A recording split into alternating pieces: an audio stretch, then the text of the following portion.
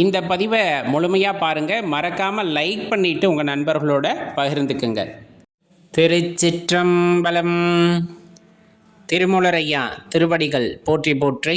குருவடியும் திருவடியும் அணங்கின்ற பதிவை ஆரம்பிக்கலாம். அன்பர்களே, பொதுவாக நம்மை உயர்த்தக்கூடிய ஒரே ஒரு பேராற்றல் அப்படின்னா சிவமாகத்தான் இருக்க முடியுங்கிறத எல்லோருமே பல நிலைகளில் நாம் உணர்ந்து கொள்கின்றோம். ஆரம்ப காலகட்ட வாழ்விலே அல்லது கொஞ்ச நாள் வாழ்ந்து அனுபவத்திற்கு பிறகு அல்லது வாழ்ந்து முடிக்கக்கூடிய தருவாயிலே தான் நம்மை உயர்த்தும் என்றால் அது ஒரே சக்தியால் தான் முடியும், சிவத்தால் அப்படிங்கிறத உணர்ந்து கொள்கின்றோம். உண்மையாகவே வாழ்கின்ற பொழுது நிறைய விஷயங்களை நம்ம செய்கின்றோம். குழந்தைகளாக இருக்கும்போது படிப்பாகட்டும், அதே வேலைக்கு போகிறதா இருக்கட்டும், அடுத்து பெரியவங்களானுமே வேலைக்கு போகிறது, சம்பாதிக்கிறது, வீடு கட்டுறது, தான தர்மங்கள் செய்கிறது, அன்னச்சத்திரம் கட்டுறது, இந்த மாதிரி நிறைய விஷயங்களை நம்ம தேடி தேடி பண்ணுவோம். ஏன்னா புண்ணிய காரியங்கள்னு நமக்கு நம் பெரியோர்கள் நிறைய நியதிகளை வகுத்து கொடுத்திருக்கிறார்கள்.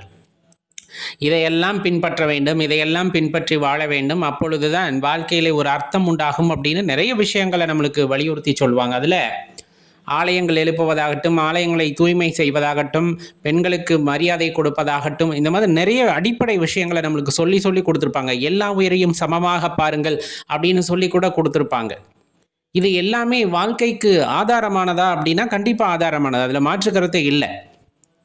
பிறருக்கு நாம் செய்கின்ற உதவி நமக்கு நாமே செய்து கொள்கின்ற உதவி அப்படின்னா அதில் எல்லளவும் நீங்கள் சந்தேகம் கொள்ள வேண்டாம். ஏன் அப்படின்னு சொன்னால், ஒரே ஒரு ஆன்மா, சொல்லப்போனால் அந்த பரமாத்மா அப்படின்னு சொல்கிறோம் இல்லையா, அவரிடமிருந்து பிரிந்தவர்கள் அப்படிங்கும்போது நமக்குள்ளும் அந்த பரமாத்மாவுடைய அந்த சாயல் அப்படிங்கிறது கண்டிப்பாக இருக்கும். அப்போ எல்லா உயிருக்குள்ளும் அது இருக்கத்தான் செய்யும். நாம் ஒரு உயிரை பார்த்து வேறொரு ஜீவனாக நாம் நினைக்கின்றோம். அது வேறொரு உயிர், அதனுக்கு துன்பம் செய்வதனால் நமக்கு எதுவும் ஆகாது அப்படின்னு நினச்சா அது அறியாமை.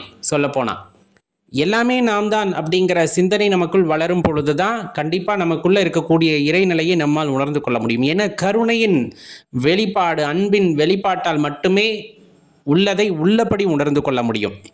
மாறாக மனதிலே அகங்காரம் குடிக்கொண்டிருக்கிறது, கோபம் குடிக்கொண்டிருக்கிறது, அல்லது பொறாமை, இந்த மாதிரி எண்ணங்கள் மனதிலே குடிக்கொண்டிருக்கிறது அப்படின்னா நீங்கள் மற்ற எந்த ஜீவராசியாக பார்த்தாலும் சரி, மற்றவர்களை பார்த்தாலும் சரி, அவருள் இருப்பதும் நம்முள் இருப்பதும் ஒன்றுதான் அப்படிங்கிறத உணர்ந்து கொள்ளவே முடியாது. உண்மையை சொல்லப்போனால் நம்ம நிறைய மாந்திரீகம், தாந்திரீகம், இந்த மாதிரி இந்த காலகட்டத்தில் பொருள் சேர்க்கைக்காக பணம் சேர்க்கணும், இந்த மாதிரி ஆசைகளின் காரணமாக நிறைய மந்திர தந்திரம், தாந்திரீகம், இந்த மாதிரி விஷயங்களை எல்லாம் செய்கிறோம். இது எல்லாமே நம்மை உயர்த்துமா? நீங்கள் எதிர்பார்த்த வகையிலே பொருள் உயரலாம், பொன் உயரலாம், ஆடம்பரம் உயரலாம், ஆனால் மனதிலே அமைதி உயராது. அமைதியும் ஏற்படாது. அந்த அமைதி ஏற்பட வேண்டும். நம் மனதிலே ஒரு இறைசக்தி குடிகொள்ள வேண்டும்.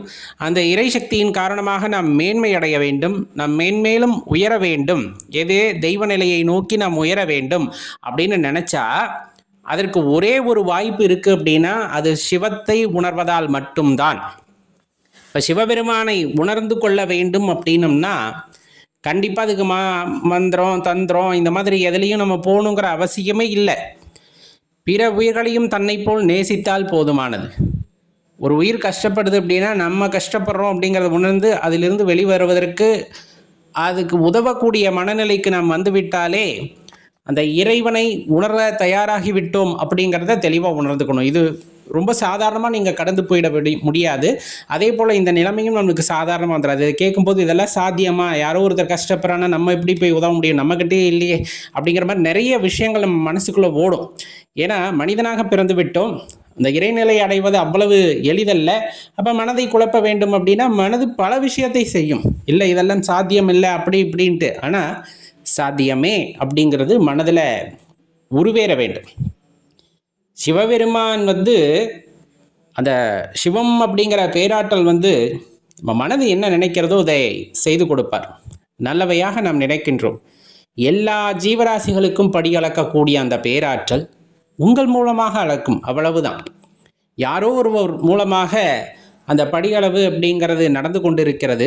ஆனால் நீங்கள் ஆசைப்படுகிறீர்கள், எல்லா ஜீவராசிகளுக்கும் பசியாற்ற வேண்டும் என்று நீங்கள் ஆசைப்படுகிறீர்கள், அதையே கொள்கையாக கொண்டிருக்கிறீர்கள் அப்படின்னா அந்த சிவம் என்னும் பேராற்றல் உங்கள் மூலமாக அதை செய்வார். நாம் ஒரு கருவிகள் தானே, பொதுவாகவே சொல்லப்படும். நம் மனிதர்கள் அப்படிங்கிறத தாண்டி நம் ஒரு கருவிகள். இறைவன் சில விஷயங்கள் நியதிகளை வகுத்து அனுப்பியிருக்கின்றார், அதன்படி செயல்படுகின்றோம். அவர் ஆசைப்பட்டால், அவருக்கு ஆசாபாசம் கிடையாது. அடியேன் சொல்வது அவர் எண்ணம் வைத்து விட்டால் நம் மூலமாக நம்மை கருவியாக கொண்டு நாம் ஆசைப்படக்கூடிய அந்த படி அளப்பு அப்படிங்கிற விஷயத்தை நம் மூலமாக செய்வார். அதை விட பேரானந்தம் வேறு என்ன இருக்க போகுது? நல்ல பசியில் இருக்கவங்களுக்கு ஒரு சாப்பாடு வாங்கி கொடுத்தோம் அப்படின்னா அவங்க அந்த முகத்தில் இருக்கக்கூடிய மகிழ்ச்சி அப்படிங்கிறது நம் மனதை ஆனந்தப்படுத்துவதில்லை.